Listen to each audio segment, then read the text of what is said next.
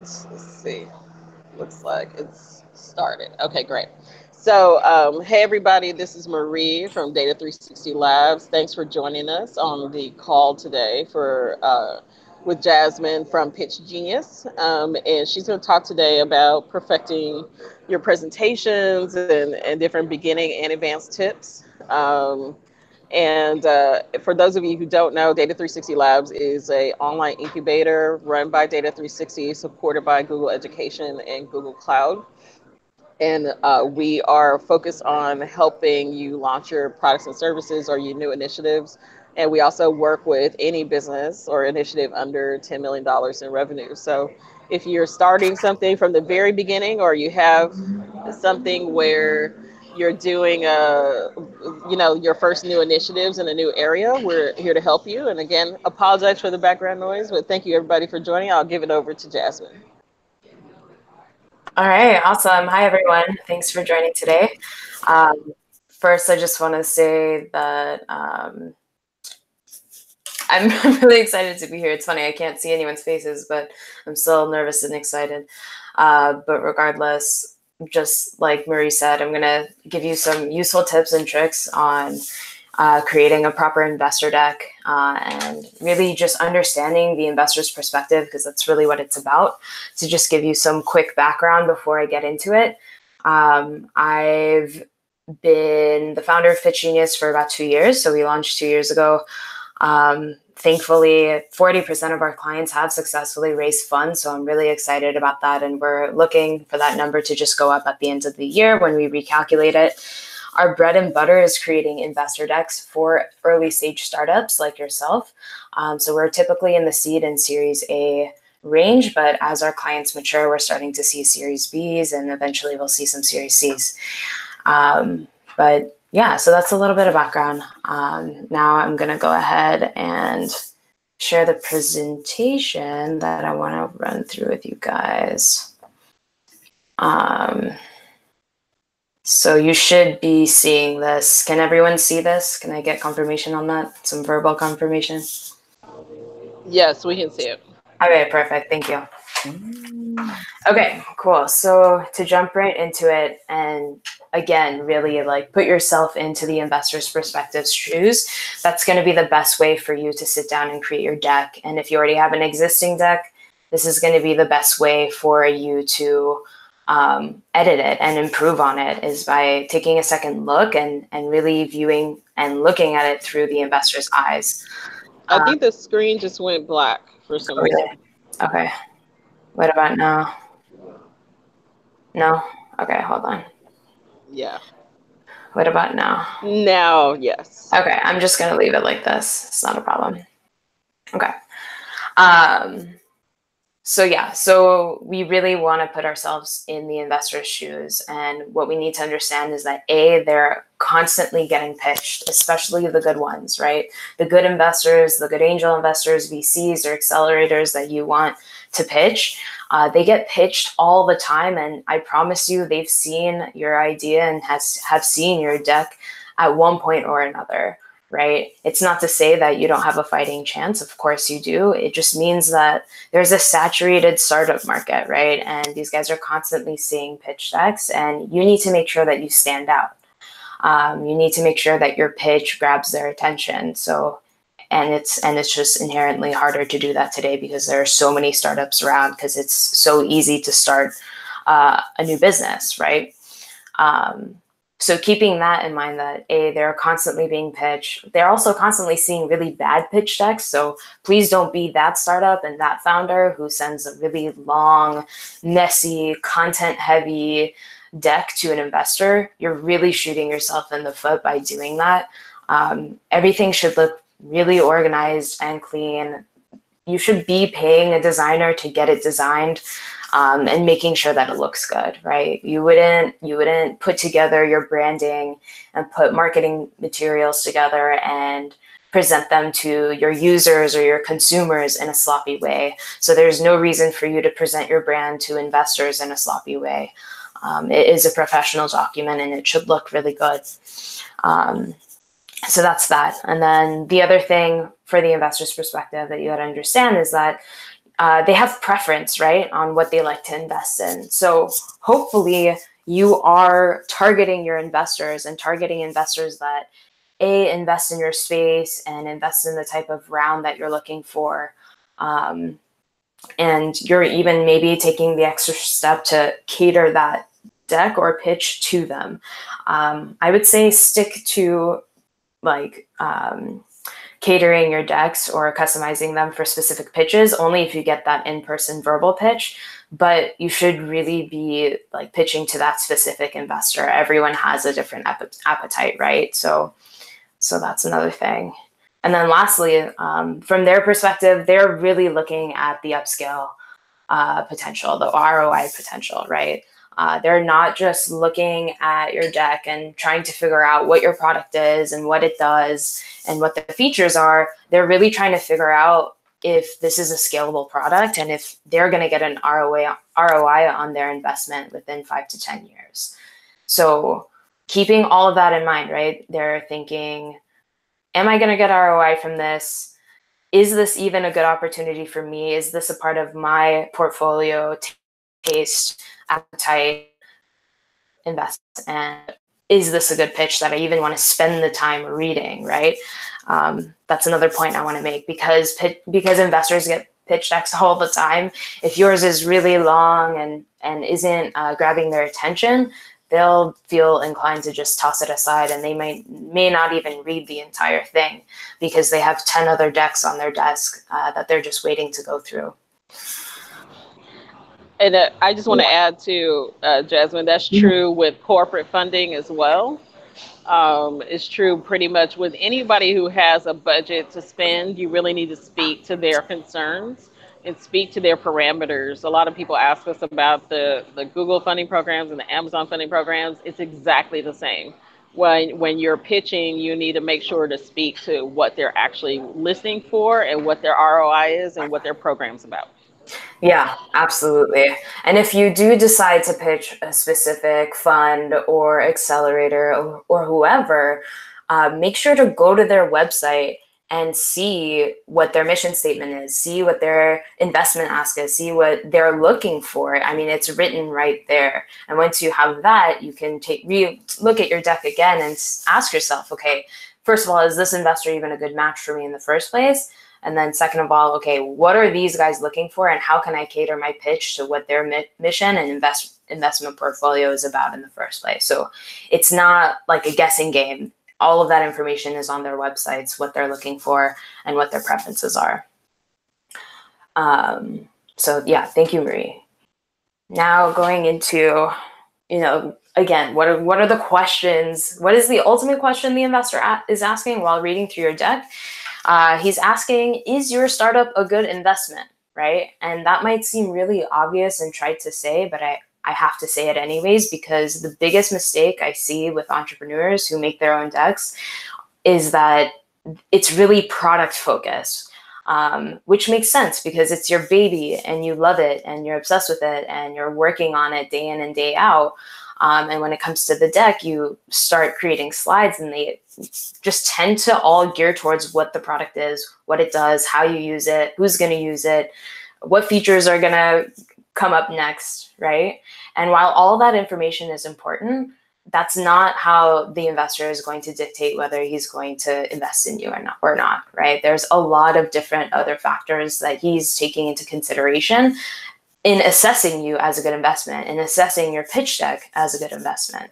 So if you have an existing deck, really look at your slides and ask yourself, like, is this product heavy? Is this too focused on the product? The product should only really be covered through like 20% of your deck. That's kind of my measurement, maybe even 15%. So when I create decks for my clients, what the product is and what it does is probably just about 20% of the entire deck. So just 3 slides max. So that's that. Another thing he's asking while looking at your deck is, how have you mitigated risk, right? So you should be answering that throughout your slides is like, hey, Mr. Investor, I'm a good investment for A, B, and C. And not only that, I've mitigated a bunch of risk for you, right? Because from the investor's perspective, he's thinking, okay, this is a startup. It's a risky investment in the first place, right? Startups are the most risky investment that you could possibly make, outside of real estate and the stock market. It really is. So you have to explain to them and show to them what you've done thus far, in your bootstrap process to mitigate risk. So that's another question that they're focusing on. So, how do you prove and show that you're a good investment? How do you answer these questions for the investor without creating a deck that's just super product focused?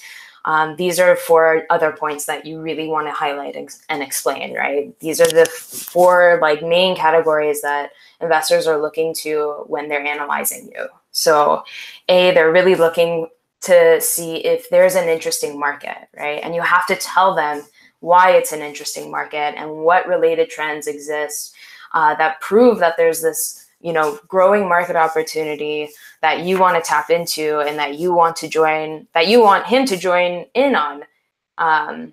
So really presenting the market opportunity and proving why it's interesting, and why it's going to be successful, right? The second point that investors are really looking for is whether you have a dream team or not, right? Whether you have the proper expertise in a full filled out team that's going to be able to execute this idea and make it successful, right? And to take that a step further, he's really wondering, okay, is this the dream team that's going to execute this startup properly and give me an ROI in 5 years? So you really got to show yourselves off as not only are we the right team and the right team to accomplish this mission, but we have the domain expertise and we have the advisors and we have the experience to push it forward. Sorry, okay, I thought someone logged on. Okay. And the third point here is you want to also show the investor that you're ready for investment, right? So look at your deck and try to figure out, does my deck say this, right? That's where you have an ask slide, right? Maybe one of your last slides is, hey, we're raising X amount of money, right? We're raising a $2 million seed round. Okay, great. So you've asked for the money, but have you shown the investor and told the investor that you're ready to take that investment today, right? So how do you do that? You tell the investor, hey, we know exactly moving forward what we want our milestones, what our milestones are that we want to reach. We know moving forward what the next features are, or a general idea of what the product roadmap is. And we know exactly what we need the money for and how we're going to use it, how long it's going to last us, and how fast we're going to burn it on a monthly basis, right? So all of these things should be included in your deck. So you can't very well ask for money, right, and not tell the investor what you're going to use it for and how you're going to use it. And this is another big mistake I see within people's decks, is that they don't write the deck and put forth their business plan, assuming that they are going to raise this money, right? So half of your deck is going to be, hey, this is what we've done so far, and these are our accomplishments, and this is what our product is, and this is why we've been so successful so far. And then the other half of the deck is, hey, we need money to do these next 6 big milestones over the span of 2 years, and this is how we're going to use the money, and this is our strategy behind it, right? So you want to make sure that element is in place. So you're telling them that you're ready for the investment. Yeah, I would say, Jasmine, too, that's true for really large clients that you have too, and really large partners, because they want to know as soon as we write you that check, what's going to happen and how are you going to make sure that you're going to help us meet our goals or not, and what other partners are you going to bring in and how is this going to work? All that how has to be there, and that's traction, and that's you're ready to take their check, and here's what you're going to do with their check. Yeah, totally. And as much as, you don't want your deck to be super content heavy, it's not a business plan, right? You don't need to write down everything in full sentences and full detail. But if you say we're going to enter, we want to expand all over California, right? Let's say, you got to give the how, or some like allude to it, or give some kind of strategy for how you're going to expand to California. You can't just kind of make these like blanket statements of that sound good and sound like the right thing. You really need to like ask for money when you're ready for it, and then B, show the investor that you're ready for it by laying out the plan, right? By laying out the use of funds and how you're going to move forward with it and how you're going to hit your next milestones with it. So yeah. And then that fourth point is like real traction, which oftentimes is associated with mitigated risk. But just to explain what real traction is versus just non-real traction. Real traction is always going to be real revenue, right? So if you're in revenue, you have users, you have a month-over-month growth rate, that's real traction, and they want to know what those metrics and KPIs are. If you don't know what a KPI is, that stands for Key Performance Indicator.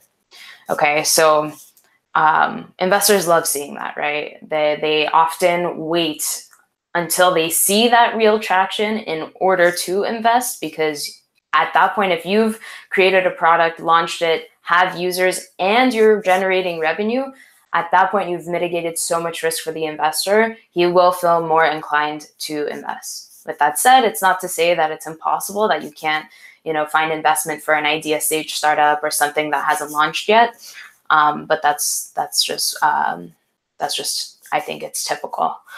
Now, with that said, if you don't have any revenue and you don't have any real traction in that way, you can definitely show traction in other ways, right? So maybe you have a lot of buzz on press. Maybe you have some really like key strategic partners that are gonna shuffle like thousands of users onto your platform the second you do launch. All of that can be considered traction as well, but really showing the investor like, we didn't just build something and it's not just sitting there. People are actually interested in it. Other businesses want to partner with us. We have 100 beta testers that are all loving it, whatever it is. So again, just to summarize this slide. What do investors want? What are they asking for? They're asking you to explain to them why you're a good investment opportunity, how you mitigated risk, and these 4 points. If you have all these elements within the deck, you should be able to convey that message. Now, moving on to storyline. I always like to make sure to talk about what storyline is, because I feel like it really confuses people. But investors are saying it a lot, right? Like, tell us what your story is, like, give us a deck with a storyline, like pitch us with some story, whatever.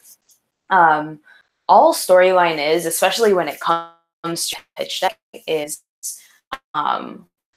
it's just, first of all, it's like the right ordering of your slides, right? You don't always need to go from intro to problem to solution to trends to market opportunity to whatever, right? Like, there is that standard order of slides, but it's not always the case. You don't always need to do that. You can be creative and create some storyline around the problem, or a collection of slides that explains your problem and solution in a more creative way.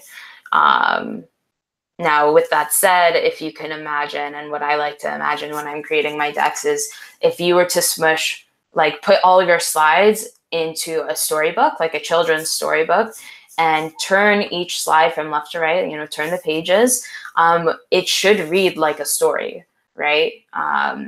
So make that an exercise for yourself, maybe print out your deck and make it into a little, storybook, and start flipping through the slides and see, like, does this read like a storyline? Are the order of my slides correct? Like, does every title kind of lead into the next, or is there like zero storyline here and I'm just putting slide after slide with information after information?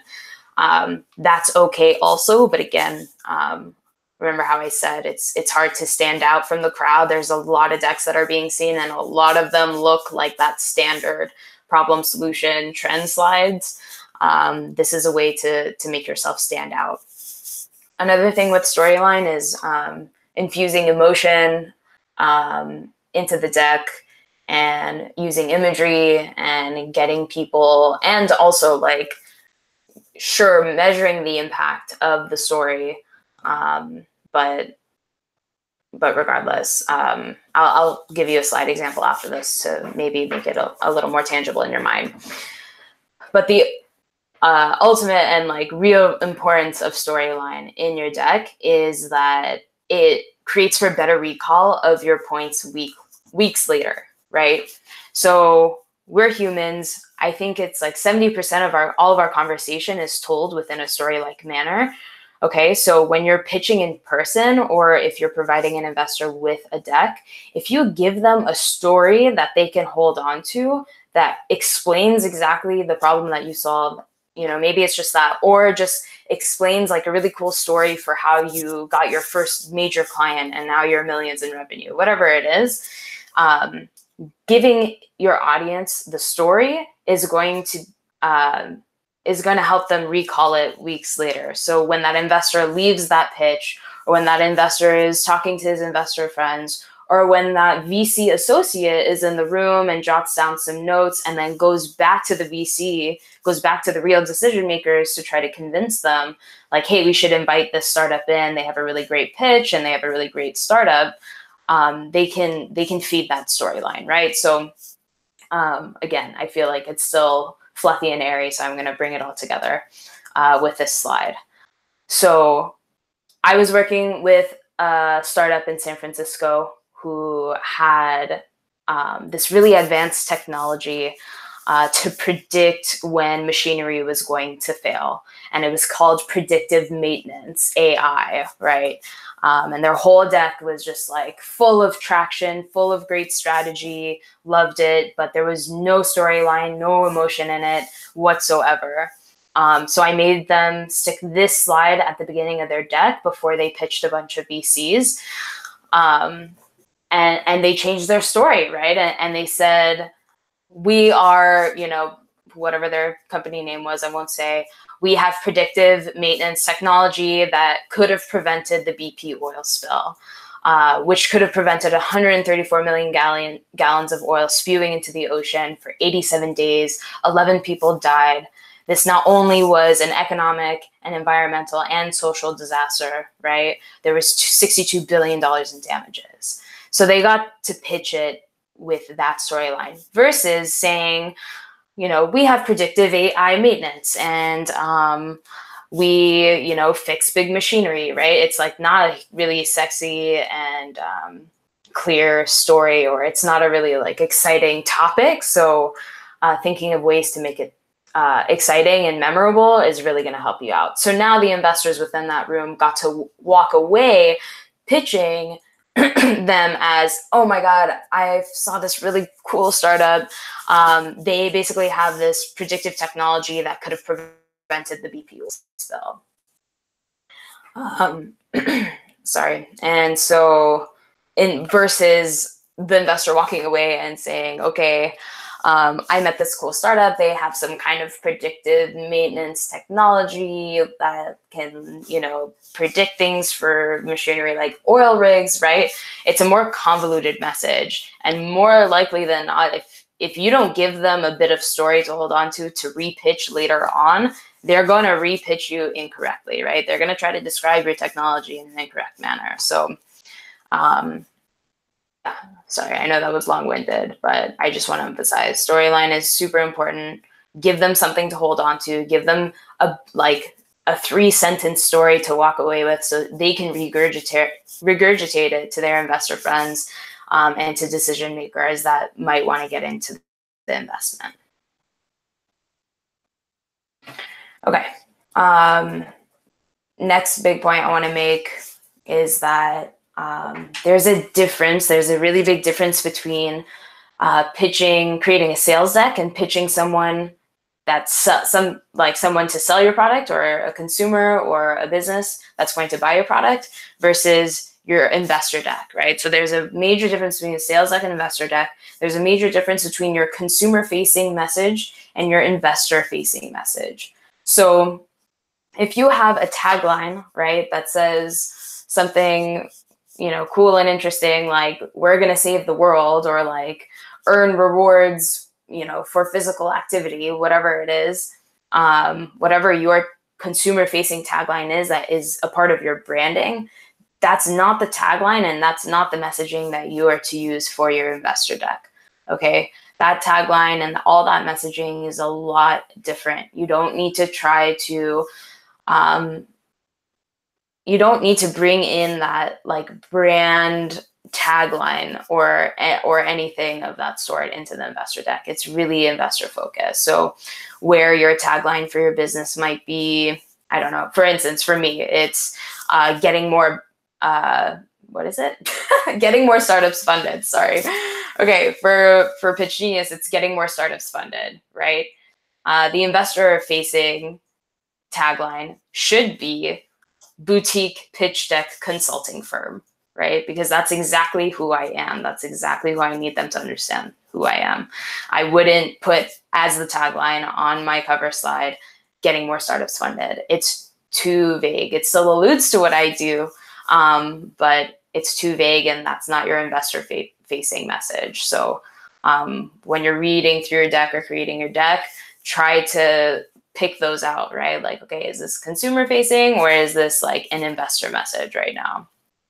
Ultimately, your deck is your marketing material. So Yeah, and I would say for us, we had that issue up until probably a year and a half ago, and we our tagline is expanding possibilities, which really fits our sales. mm-hmm. But when we started forming partnerships and getting investment in, it really became eHarmony for business, because people wanted to understand how the AI worked in our system, and it was so clear. eHarmony for business is so much clearer, but when we say that in a sales context, they're like, "But yeah, what does it do for me?" It Right. doesn't really fit, right? So we had to come up with two different contexts to be able to really talk to different audiences. Exactly. And that's the main point, right? They are completely different audiences. For your consumer, you're trying to tell them how it's going to make their life better. For the investor, you're trying to tell them why this is going to be successful and how it's going to make him money. So you really couldn't use the same deck for both pitches. So yeah. Okay, another important part I want to make right, because now we've already established that you're going to have two different decks, right? You're going to have a sales deck, you're going to have an investor deck. Now, within your investor decks, you're going to have multiple investor decks, okay? You can't just have one deck that you use for everything, that you use to email to investors, that you use to pitch in person, that you use for a demo day pitch that's 3 minutes. You can't, and you shouldn't, and you would be shooting yourself in the foot if you use the same deck for everything. Okay. So what a reading deck is, which is also known as a standalone deck, right? It's a deck that can stand alone. It's a deck that you can email to an investor, and he'll be able to read it from beginning to end and fully understand what the pitch is without you being there to verbally pitch him. Okay. So it stands alone. It's more content heavy. It's still visual. It's still not, saturated with content, but it definitely has enough text and enough content for the investor to fully understand the business plan that you're putting forth to him and the investment opportunity that you're putting forth to him. Now, for the presentation deck, it's going to look completely different. Presentation decks are mainly visual, mainly imagery. Right? If you use a standalone deck for a presentation deck, your audience is going to have a hard time focusing on what you're saying, and that's because they're going to start trying to read what's on the slide. So I'm going to show you the difference, right? This is a really simple and basic slide. It's really just to illustrate the difference, but this is what a reading deck should look like, right? Or a reading deck slide. So you have a title, a subtitle, and you have all these little things going on about your competitive advantages. You're explaining why you're going to be first to market. You're explaining why you have a dream team. You're explaining why it's a trusted platform. And then to transition it to a presentation deck, you would take all of that extra content out, right? You would take the subtitles out, you would take the extra content explaining out. And I have to stress this because if you put a slide like this up on the screen when you're verbally pitching an audience and when you're verbally pitching an investor, naturally what the audience will want to do is read the slide, right? Because you put it up there. You put it up there. You're asking them to read the slide. So you're going to try to read this slide, and then 30 seconds into reading the slide, they're going to realize the text is too small, or you're still not getting it, or okay, there's this person talking, and oh shit, I need to be actually listening to him. And so the audience member is gonna refocus their attention to you. But at that point, they've already missed 30 seconds of what you are saying, right? So you've shot yourself in the foot and you've made the slide distracting versus just supporting what it is that you're verbally saying. You really want them to just be listening to you versus trying to read these slides. So even this as a presentation deck slide, it's fine, but like, imagine just having a really powerful image or 4 powerful images that, you know, explain that you're first to market, expert team, trusted platform, and user base, right? So don't make that mistake. You need to have multiple decks, and vice versa, right? You can't send a presentation deck by email to an investor because it'll just be way too vague for them to understand. So that's that. And then, okay, a lot of this is really, okay, last couple of points. So now that I've said all of this, right, this is just like quick tips and tricks and understandings of the pitch deck and investors, right? I'm probably not the first person that has educated you on this. You have probably, or hopefully, or maybe not, have heard conflicting advice throughout this conversation or throughout me talking, right? You might have thought at some point like, oh, like I asked this investor once and he said like never to do that, right? And when you're creating your pitch and you're getting feedback from people, you're going to start to realize that, okay, wow, everyone is giving me all these different opinions. Everyone is giving me all of this different advice. A lot of it's conflicting and I'm just completely confused. So my token to you is that like these are all subjective opinions, okay? And when you give someone your deck and you ask for feedback, they're going to give you feedback, right? They're going to give you something to say. So it might be perfectly fine. But if they're giving you feedback and you feel like, okay, like, oh my God, this is so extra or this is unnecessary, then it probably is. They're just, you know, you asked for it, so they're giving it to you. And then when it comes to investors, they're especially going to say like, oh, why don't you have this in your deck? Like the exit strategy slide, for instance. There's a lot of investors that are going to say, I need to see the exit strategy slide. There are a lot of investors that say if they see an exit strategy slide within a deck, they're completely turned off by it, right? So there's really no winning, especially with the investors, on creating a perfect pitch or a perfect pitch deck.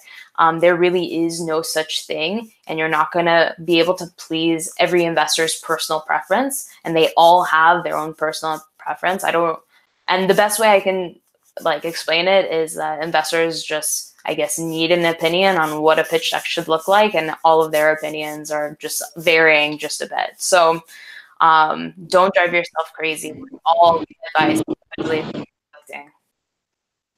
Yeah, I would say that's true of corporate partners and other forms of funding too. Like you can't please everybody. Everybody's not going to be a cultural fit, and you should be aware of what your affirmatives are and what your negatives are. We talked about that on the last call a little bit.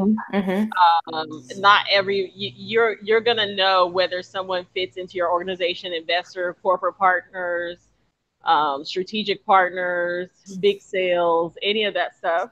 It's not always going to be a fit, and you have to be okay with that. Like just do what works for you and do what works for your top partners and where there's a cultural fit, and be okay with not meeting everybody's needs, because it's just not possible. You have boundaries in your business, they have boundaries in theirs. So you can't be everything to everybody. It's true. It's very true. Yeah, absolutely. Absolutely. And then, the last piece of advice I'm going to give to you is, once you've created your deck or as you're building it, make sure the message of why you and why now is answered, right? You need to read through your entire deck and ask yourself, did I tell the investor why he should invest in me and why he should invest now, right? A lot of investors receive decks, receive investment opportunities, and they will give every reason in the entire world why they should invest later or wait, or will tell you to come back when you have more traction or whatever. It's really important to give them a clear message within your deck for why you need this funding now and why you want them to invest now. And to create a visual for you, you got to invest. You have to imagine your startup as a moving train, right? And it's moving fast. And everything that you're doing is propelling it forward. And now there's an opportunity to get an investor on board. And as you're talking to these investors, you got to give them that sense of urgency that they need to hop on the train or leave you alone, right? They need to hop on and either join you on this moving train, or they can pass the investment opportunity and you're going to move forward. So you want to give them that feeling that like you're rapidly growing and moving, and that this train is going to move without them or not. And that they should get in now while they can, because you'll be closing your round in a couple months, right? So that's all from me. I know I've been talking a lot. I haven't been able to see if there are questions and such, but I'm going to bring those up now. But thank you so much for your time, and please ask away. Thanks, Jasmine. Thanks so much. Does anyone have any questions?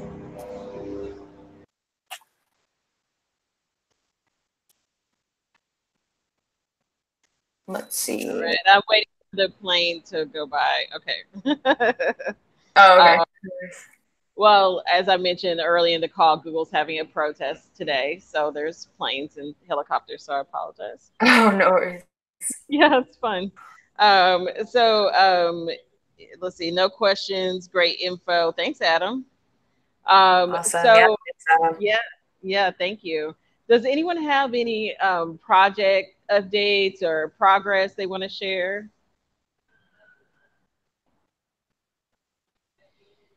No, no one. Bueller.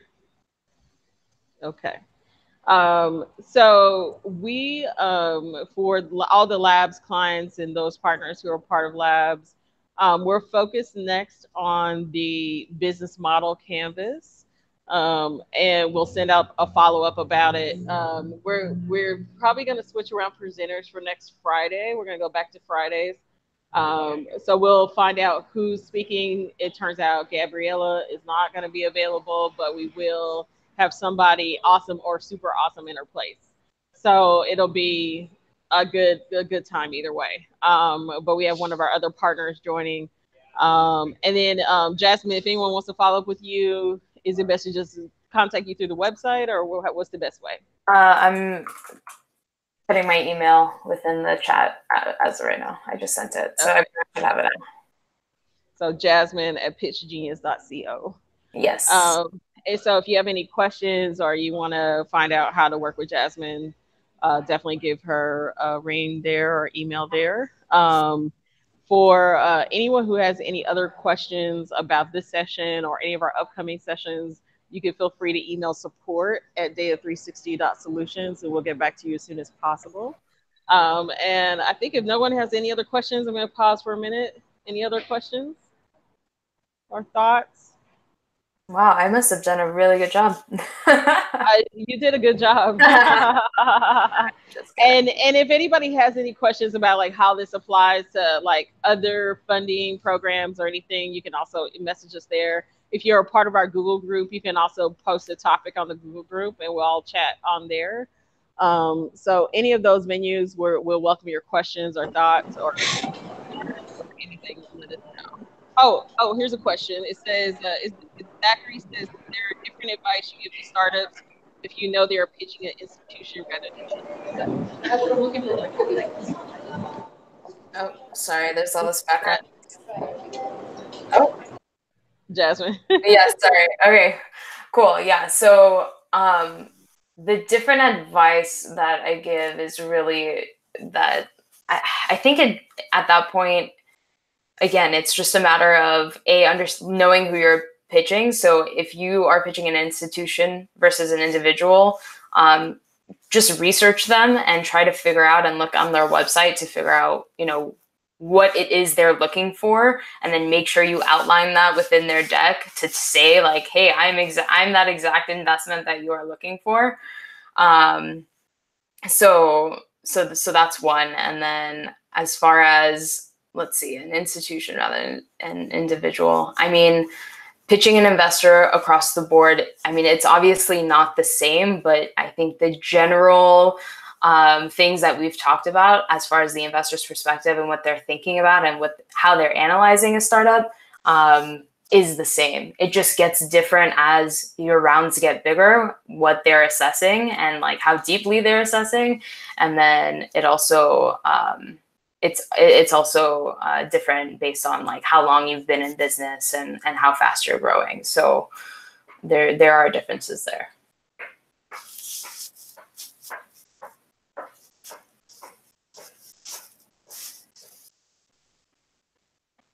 You're welcome.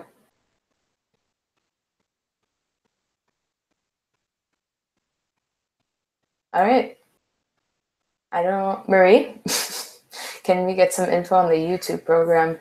I think that's a question for Marie. All right.